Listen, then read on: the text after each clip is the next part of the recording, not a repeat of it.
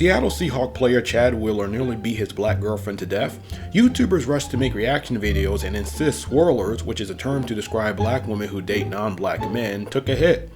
Others went to deflect any potential criticism female YouTubers might leverage against black men. And black women called the story selective outrage. Now, the way I make content, I cannot respond to trending topics quickly, nor do I want to. Instead, I'm always seeking to find a larger context. When I first came across the black manosphere, one frequent allegation YouTubers made was black women truly desire to be with white men. A black woman is so desperate to be the woman on a white man's arm, she will literally take the role of being his whore. You know, here comes low shelf, bottom shelf Brad. They one night him. Let's ask the question. Why did he tell her to bow down? Because these white guys know that black women worship them. These white guys know that black women see these white guys as their god. But that exact same bald-headed, tweety, skeletal-looking ass, flat-bloated, walrus ass bimbo would suck the white out of a goddamn white man's like there's no tomorrow.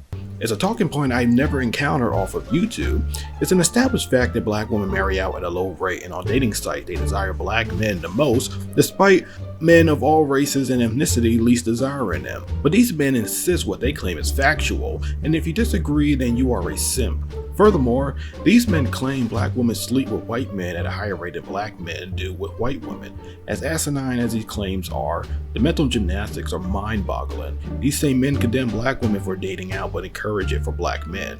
At the core of this animosity deals with the belief that black women lower their standards with white men but hold black men to a higher standard.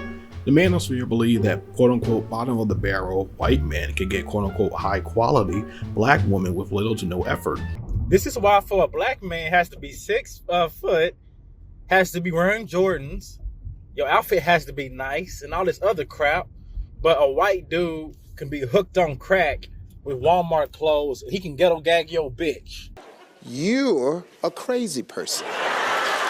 So, and I hear this a lot, you guys, from my black girlfriends. I hear that, you know, they do want to kind of date out and try something different, but they're afraid to do this because, you know, they're not finding the kind of white guy that they want, or, you know, the white guy that they meet, they're not attracted to him, you know, because he lacks swag, basically. Some men insist that black women are more feminine, cooperative, and open to sexual exploration with white guys. But this contempt for black women being with white men goes beyond bitterness. Some men vigorously search for evidence to confirm their beliefs. They cite television, films, social media posts, academic texts, and even pornography as proof. They also routinely share stories of black women physically harmed and even killed by non-black men to mock black women who date interracially. A sub once said that a lot of these men live online and are detached from reality. That comment is indicative of how often these men cite asinine social media posts as representative of all black women. A woman can post a foolish opinion or make a joke taken out of context, and YouTubers will dedicate an entire video dissecting the post and make huge generalizations. You can imagine as a historian, the group's interpretation of history is painful to listen to. Some men have interpreted sexual relations between slave masters and enslaved women as largely consensual. David Carroll even insisted that black women enjoyed slavery because they were able to be white men's concubine. That's the reason why they had no problem with slavery. They wish they were slaves so that they could be raped. They like that. If it sincerely believes these ahistorical myths, it gives credence to their contemporary gripes. The group's analysis of film and television is also cringeworthy. Black men are often featured in interracial relationships or romantic interests in commercial shows like The Good Place, as well as films like Star Wars, Bird Box, Candy Jar, and Fantasy Island. These men make a mountain out of an anthill when black women are the romantic interests of white men. David Carroll, for example, railed about scandals for years. I even made videos of these men complaining about Spider-Man, Joker, and even Sonic the Hedgehog because there was a black woman love interest in the film. I wish that was a joke. What I brought black men here for was the absolute bedwench propaganda in Sonic the Hedgehog. Look, you guys, the bedwench propaganda was so bad. It was so bad that it literally took away from the movie. The movie was excellent, but it seems like it was very forced. In their mind, they think Hollywood tells white men that they can have little to no effort and get attractive black women. But Hollywood tells all men they can get attractive women no matter who they are. Had you ever seen an Adam Sandler movie? So what, he's fugly. All the guys in our family are fugly. That don't stop us from getting the hot chicks. Look at me and look at your mother. I mean, it makes no sense. Only in like a Hollywood movie or something. The group goes beyond mainstream television and film and even cite pornography as proof of black women desiring white men. They are overtly obsessed with ghetto gaggers, which is hardcore interracial porn featuring white men and black women. I went to Ghetto Gagger's website. I actually think their comments are funny. They're hilarious. I love their comments. So this black bitch, I think her name is Fiona, but she defends ghetto gaggers. She said it out her own mouth. She sees nothing wrong with this stuff. She thinks it's funny. Y'all niggas, y'all call these girls queens? Y'all call these black women gods? But this black bitch, she think it's funny getting puke on her face, throw up, spit on, peed on, all kinds of foul shit. They think it's funny. So, I mean, what more proof do you want? Images of black women performing fellatio or engaging in sexual intercourse with white men are abundant on Free Speech Avenger. On that site, content creators show clips followed with commentary that black women will perform degrading sexual acts with white men. You never take a bad wench back. In fact, that's my first video on this website.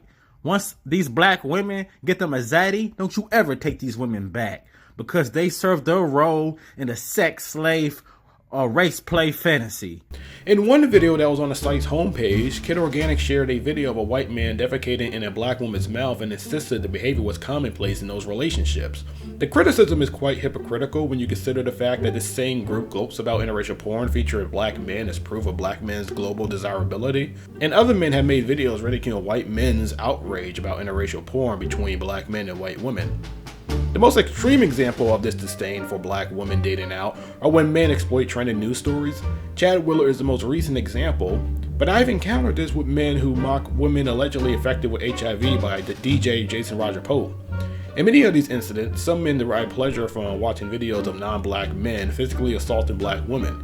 Brian Solange has numerous videos on Free Speech Avenger mocking black women murdered or harmed by non-black men. In one video, he even showed a black woman's corpse who was just murdered on a train. The headline refers to victims in dehumanizing terms. Ironically, these antics resemble incel forums where men behind pseudonyms and avatars derive pleasure from women's pain because they hate them so much. Now, as long as I've been following the group, I've only came across one guy who explained why he didn't want black women dating out. He essentially said he didn't like the idea of women who rejected him in the past having expansive dating options. This rationale is best explained by revenge fantasy, which are descriptive thoughts on how to get even with a perpetrator. It's not enough that these men felt shunned by black women in the past, they want these same women to be miserable, whether that's dying alone, raising a child with no support from the father, and yes, even being murdered. Are these fringe elements of the black manosphere? Somewhat.